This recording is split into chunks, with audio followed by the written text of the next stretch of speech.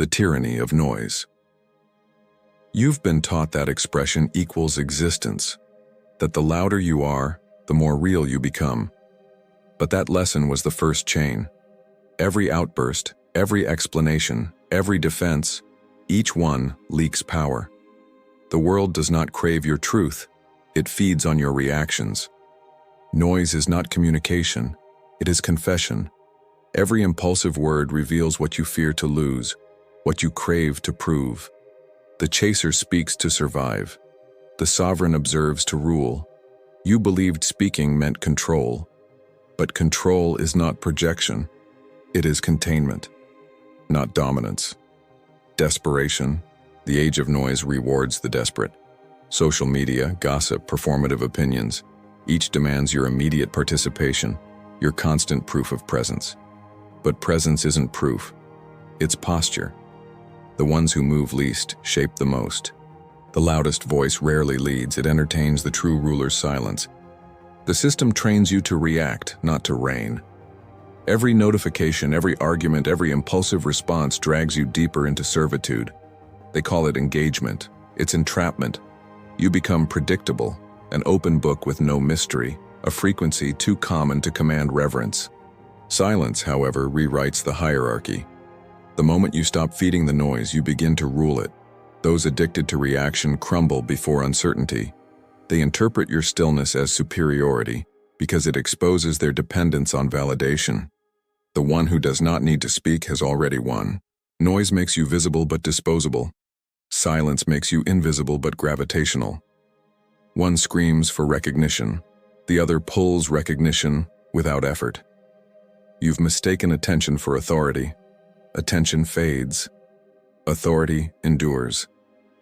In a world obsessed with broadcasting, restraint becomes rebellion. You become the anomaly, the one who cannot be read, cannot be rushed, cannot be reduced to a soundbite. Every silence becomes a fortress wall. Every withheld word, a calculated weapon. To rule, you must first stop performing. To stop performing, you must learn to be alone with your unsentences. Power begins where commentary ends. The noise will tempt you again, an urge to clarify, to defend, to prove. Let it. And still, say nothing. The tyrant of noise feeds on reaction. Deny it the feast, and it starves. Now that the deception of noise is exposed, the question emerges. If silence is power, how does one wield it? The power reframe. Silence as dominion. You've seen what noise does, how it drains force and reveals need. Now you learn what silence becomes when it's chosen, not endured. Silence is not emptiness. It is compression, not withdrawal. Containment. Every word withheld concentrates voltage. Every pause becomes a throne. Weakness speaks to close the gap. Power waits and watches. The chaser fills silence to maintain relevance. The sovereign holds it to command response. You don't lose ground by saying less. You create gravity. The fewer your words, the heavier they fall. Silence reframes the battlefield. It turns conversation into orbit.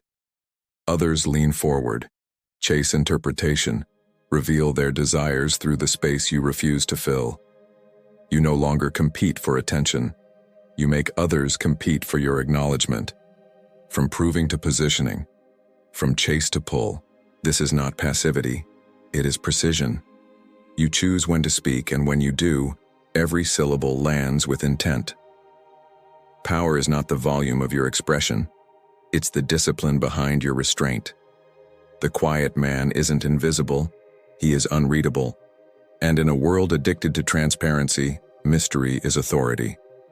To practice silence as dominion is to convert restraint into language. You speak in stillness, you answer with gaze.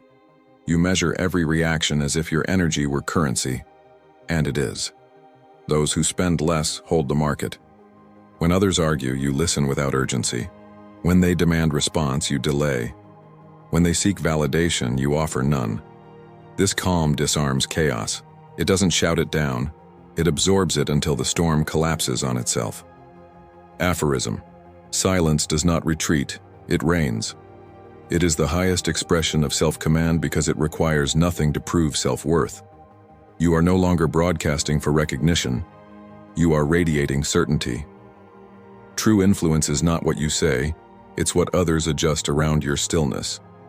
In the geometry of power, silence is the center of gravity, and yet to wield it, you must first understand why the world fears it, why the conditioned self clings to noise like oxygen. That revelation begins next, in the anatomy of conditioning. The conditioning of the loud. You weren't born loud, you were trained to be. From your first classroom to your first job interview, you were told that visibility is survival. Speak up. Show confidence. Put yourself out there. Each command carved noise into your nervous system until silence felt like failure. You learned that those who speak the most are noticed and those who pause are forgotten. But notice how this belief enslaved you. It made attention your drug and validation your dealer, not authenticity, performance, from control to compulsion. You started talking not to convey truth but to maintain existence. As a child, you performed to please. As an adult, you performed to prove. Every opinion, every post, every argument is another audition for worth. You have mistaken visibility for value, forgetting that true power doesn't seek spotlight, it generates one. The system rewards those who make noise because noise is predictable. It keeps you exposed, reactive, easy to read, easy to steer. The quiet cannot be monetized. The still cannot be manipulated. So they teach you that silence is weakness, that hesitation is insecurity, that patience is passivity. Because each of these traits threatens control, you became fluent in reaction. Quick replies, forced laughter, constant sharing. You mistake speed for confidence, access for connection. But power does not rush, it arrives.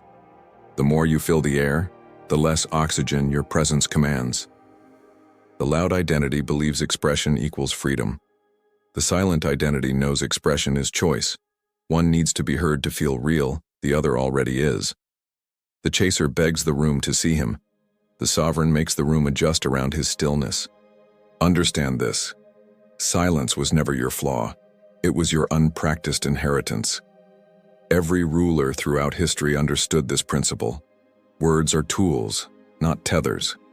When you speak only when necessary, language becomes a weapon, not a leak. The conditioning of the loud ends when you stop mistaking sound for substance, when you stop auditioning for relevance, when you recognize that restraint is not the absence of confidence, but its highest form. Now that you see how you were programmed to chase attention, the next revelation sharpens the divide, the split between the one who performs and the one who commands. The split, the speaker versus the sovereign. You have spent your life speaking to exist, explaining to be understood, arguing to be right. Yet all of it, the expression, the reaction, the endless clarification, has been the same ritual of survival dressed as communication. You believed your words built bridges. In truth, they built cages. Now the fracture reveals itself. Two selves, standing on opposite ends of a single silence. On one side, the speaker.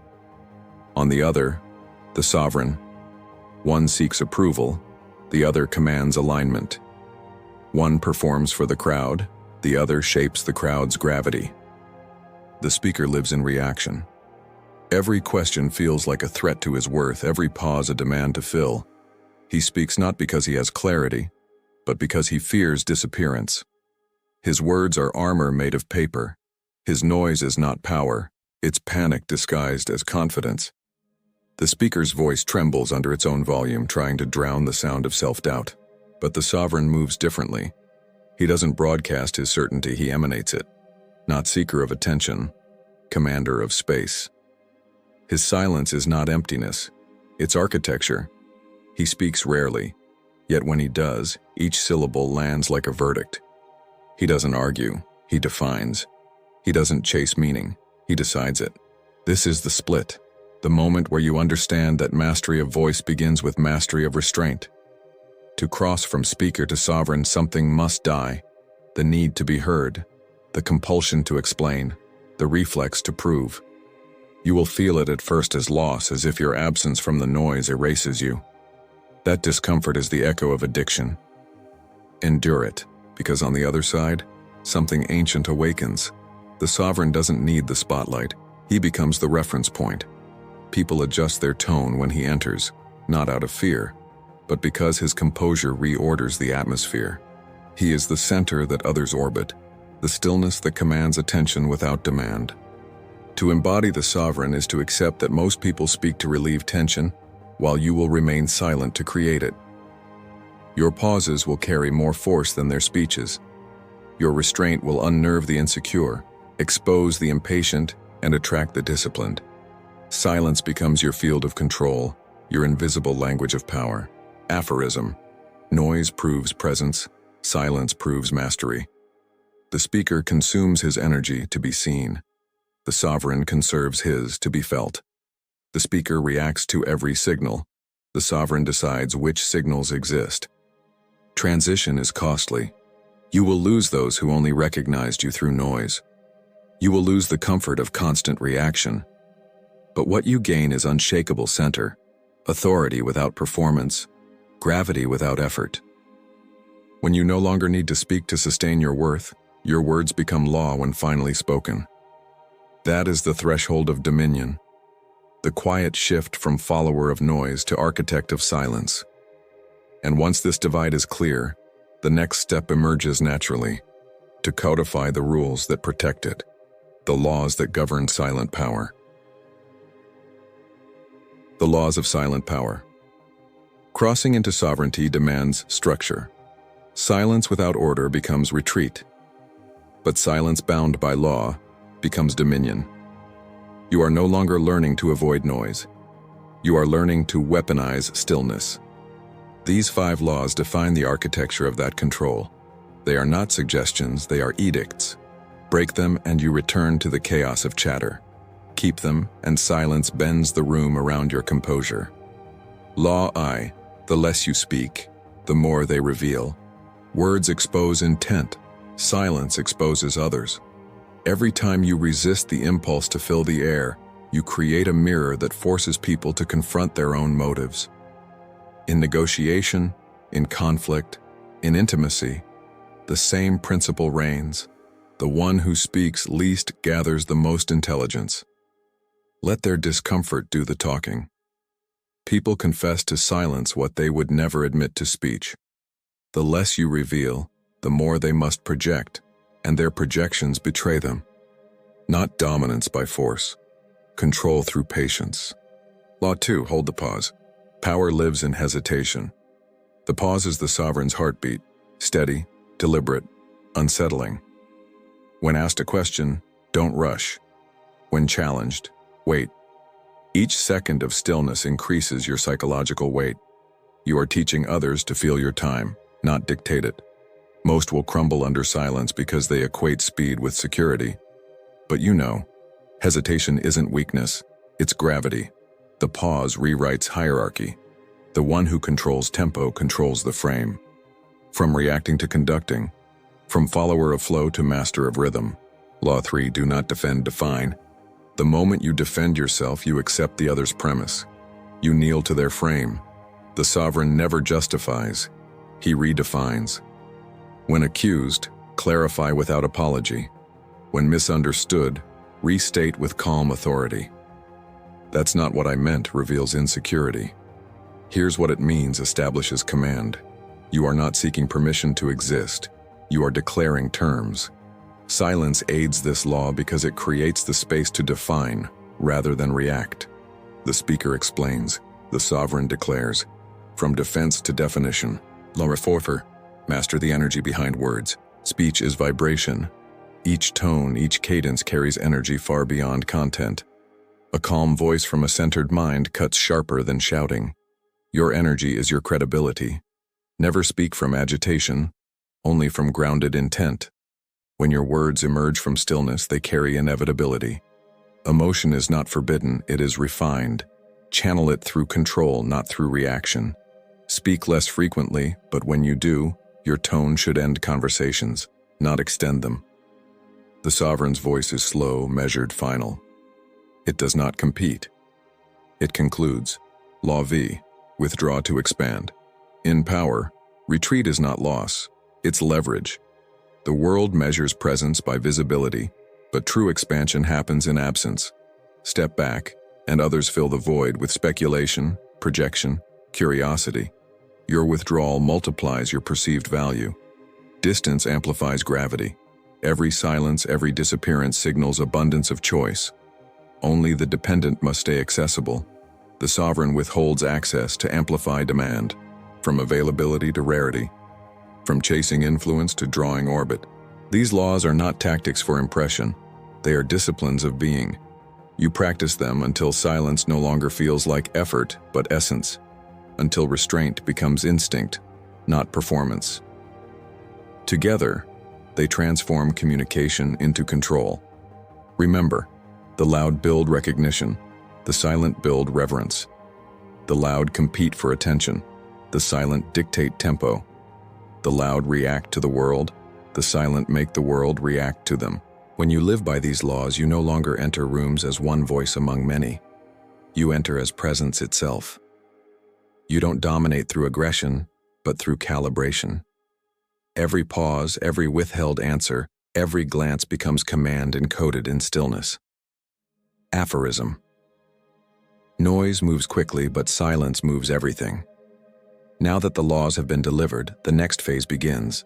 The embodiment of these principles into motion, expression, and presence.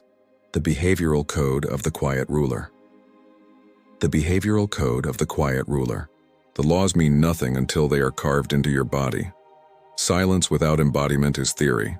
Silence carried through muscle, breath, and gaze becomes command. You are not performing calm. You are becoming inevitability in motion. Power begins where the body stops betraying the mind. Start with posture. The speaker collapses inward, constantly adjusting, seeking comfort.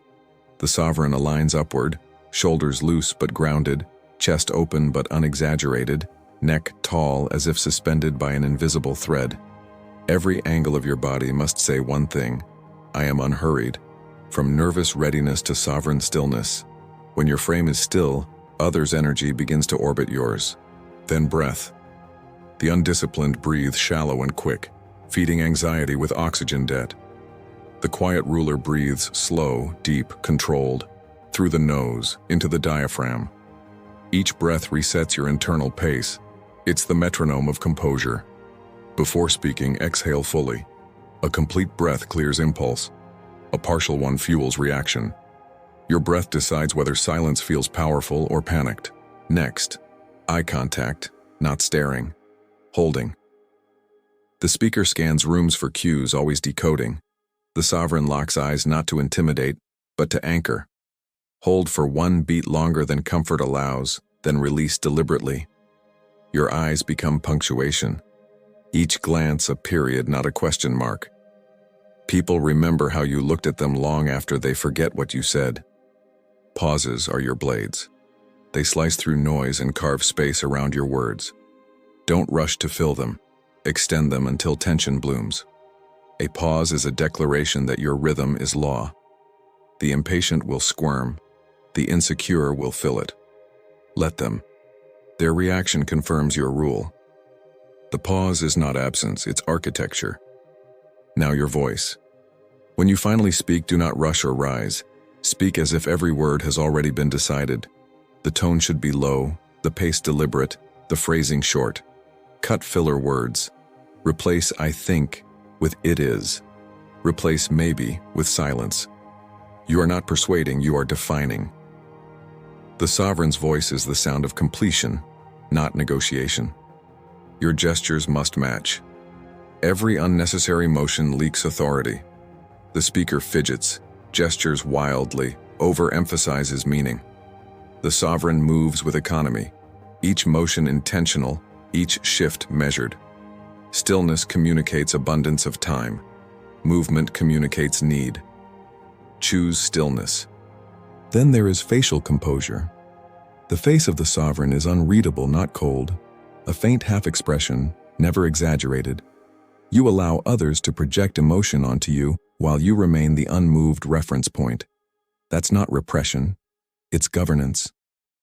Silence also lives in your responses. When someone challenges you, delay. Let the air grow heavy before answering. When they praise you, nod once. Neither reject nor chase approval. When they overshare, say little. Power is measured in how little external energy can alter your internal state. Aphorism. Stillness isn't the absence of movement, it's movement without waste. Every act of restraint adds voltage to your presence. People will call it mystery, magnetism, even arrogance. They are only naming what they cannot decode. To master this behavioral code, train daily in micro-silences. When tempted to interrupt, hold. When your phone vibrates, delay. When a question comes, breathe once before responding. Each moment of deliberate stillness teaches your nervous system to obey command. Eventually, silence stops being something you practice. It becomes something you radiate. Your presence does the speaking. You stop trying to be interesting. You become inevitable, and once embodiment takes form, it must be tested. Where theory meets friction, where silence holds under pressure. That proving ground begins next, the fields of practice. Fields of practice, silence in power. Arenas. Power untested is philosophy. Power tested becomes truth. The quiet ruler does not remain confined to solitude. Silence must be carried into the fields, where stakes rise, egos clash, and masks fracture. Each domain demands proof of command, not through control of others, but through mastery of self. From proving worth to pulling gravity. The workplace. Authority without noise. In rooms where ambition competes for air, noise is mistaken for leadership. Colleagues over-explain, over-promise, overreact. You do not join the scramble. You anchor it. Speak last, and only after the noise burns itself out. Your restraint forces contrast. Your composure reframes urgency. When questioned, answer with precision. Fewer words, slower tone, longer pauses. Watch how the room leans in, not because you raised your volume, but because you lowered your availability. In meetings, let others reveal themselves. The talkative expose weakness through excess. The quiet ruler collects information, patterns, and timing. When you finally speak, speak in conclusions, not explorations. Here's what we'll do. That sentence ends the discussion because it carries weight earned through restraint. Negotiation. The discipline of delay. Negotiation is silence disguised as strategy. Most believe the one who speaks first wins control. The truth. He who speaks least wins the frame. Let offers sit in the air. Don't rush to counter. Every second of silence becomes psychological leverage. The other side will fill it. Clarifying terms, adding concessions, softening tone, because they mistake your stillness for doubt. It isn't doubt, it's domination. Silence forces revelation. People project their insecurities into empty space. Let them. Nod slowly, breathe calmly, hold their gaze. The moment they ask, "What do you think?" you have already won. They have surrendered pace, not confrontation, calibration, from pressure to pull, attraction, the magnetic quiet. In desire, noise exposes need. The chaser texts too quickly, over-explains interest, fills every gap with validation. The sovereign doesn't chase, he radiates. Silence becomes magnetism. When you stop proving your value, others begin to sense it. You reply on your time, not on demand. You listen more than you speak, letting curiosity do the work. In conversation, maintain relaxed posture, still eyes, minimal response. Speak in statements, not pitches. Compliments delivered sparingly carry tenfold weight. Mystery replaces performance. They begin to pursue clarity, to interpret your silence as depth. Attraction, at its highest form, is not pursued, it's drawn. Conflict. Composure as conquest. Silence in conflict is not avoidance, it's weaponized control. When provoked, the speaker reacts, raising tone, feeding chaos. The sovereign remains motionless, voice even, gaze steady. His calm becomes the mirror that exposes the other's volatility. You do not argue to win, you absorb to reveal. When accusations come, pause. When insults fly, breathe. When emotion rises, lower your tone. Power is not in louder words, it's in shorter sentences. That's your perspective. I understand. Nothing more. You do not need victory in debate. You need authority in outcome. The aggressor exhausts himself against your composure, and when silence meets fury, fury folds. The social arena, presence over performance. In social groups, resist the pressure to perform. Let others fill space with stories, laughter, projection. Observe. When you speak, summarize what others missed. Your silence trains the group to seek your input, not out of politeness, but because it carries finality. From entertainer to anchor, you become the gravitational point around which energy organizes. Across all arenas, the pattern repeats. Silence flips pursuit. Those who once evaluated you now seek your evaluation. Those who once dictated rhythm now match yours. The paradox of power is this: the less you reach, the more they revolve. Aphorism. In every domain, silence doesn't remove you from the game, it changes the game into yours. Silence is not withdrawal from life, it's an elevation above noise. You are no longer reactive participant but unseen architect. Your stillness bends the field until others play by your tempo. But silent power requires an inner fortress to hold it. Without psychological control, external calm collapses under pressure. The next law governs that inner citadel, the domain of composure, unreachability, and true emotional command. Psychological command, unreachability, and composure.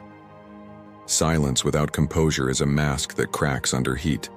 The body can hold still for a moment, but if the mind still trembles, the illusion breaks. True power begins when silence is not just practiced, but felt. The sovereign's greatest weapon is not what he withholds from others, but what he withholds from reaction. From emotional reactivity to psychic sovereignty, every empire collapses from within before it is conquered from without. The same law governs the self. Most lose authority not because others overpower them, but because they lose the internal throne. The ability to stay centered when the world tests them. The enemy is not chaos. The enemy is reaction. The anatomy of reaction.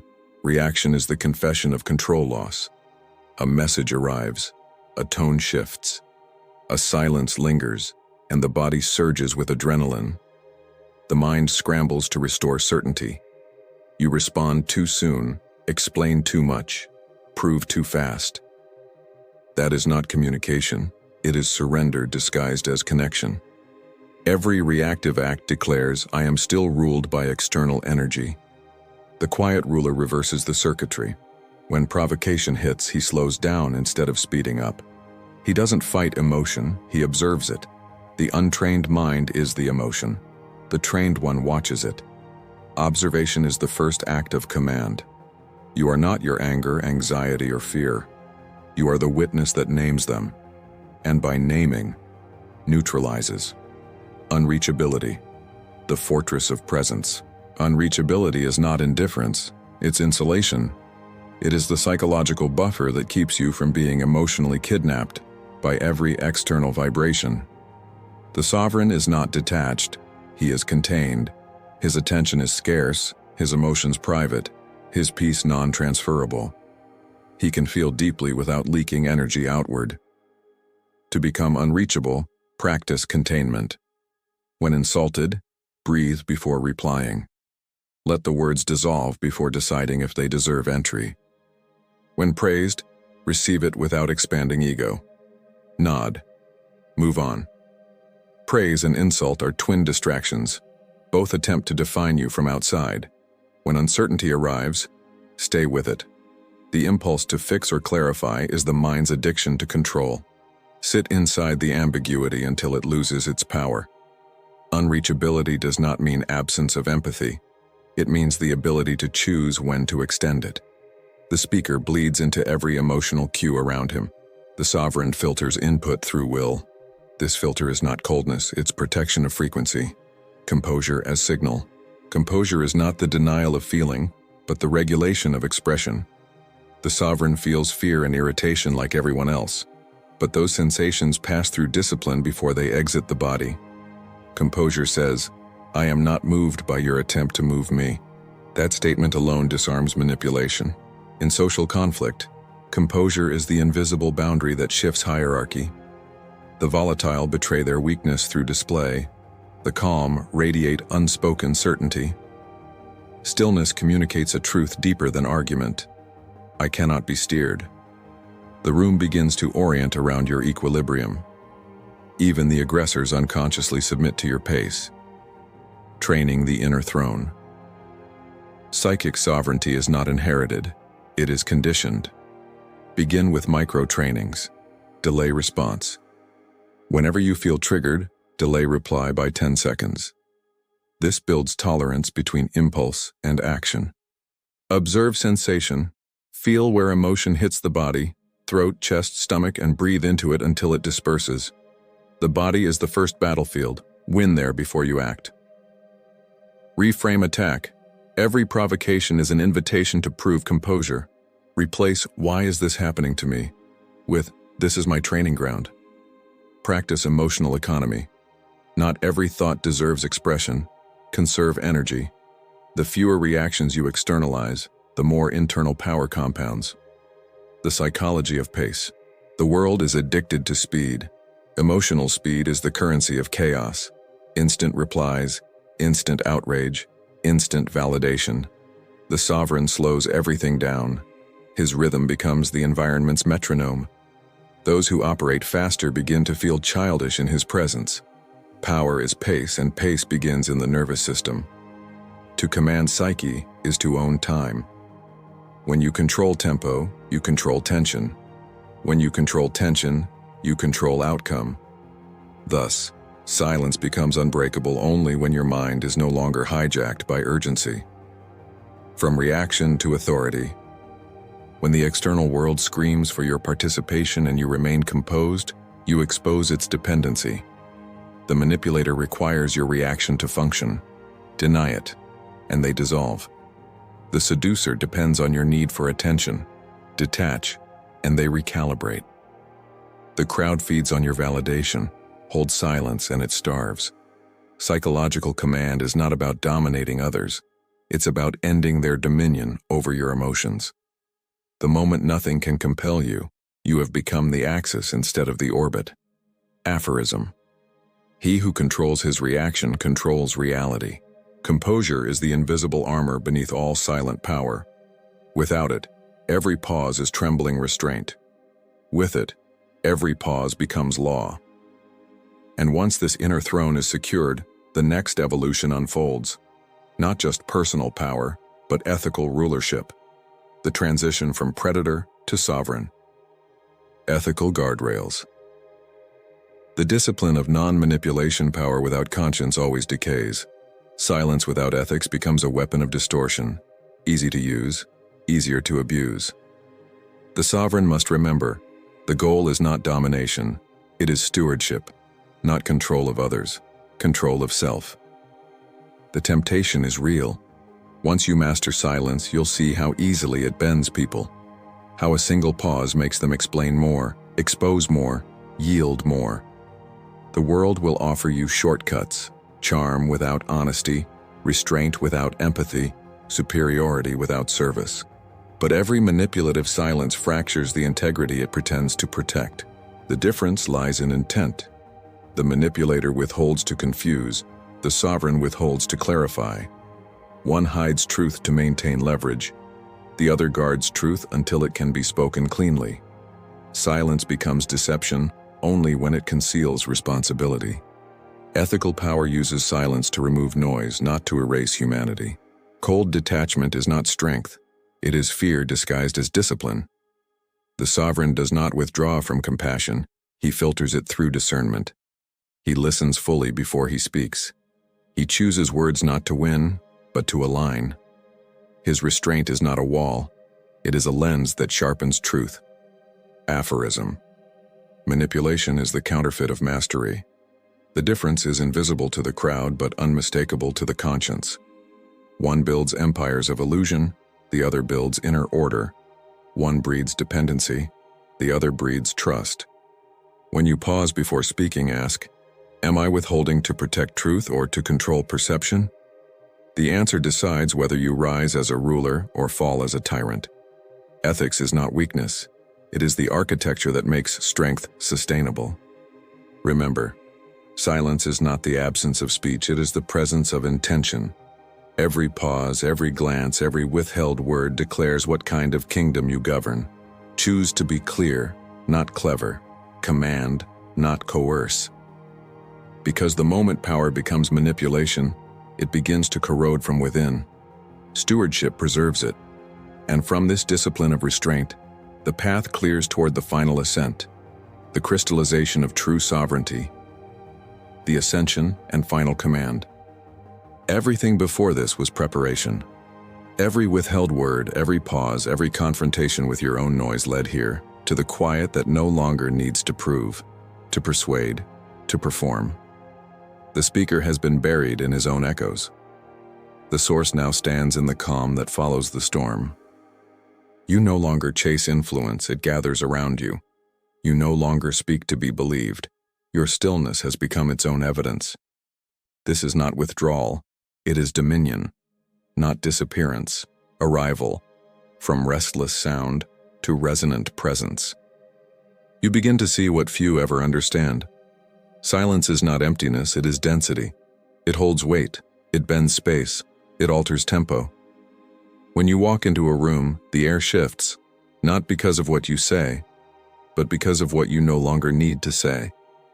The world feels the gravity of a mind that governs itself. Aphorism. The quietest voice commands the loudest room. That is not poetry, it is physics. Energy follows containment.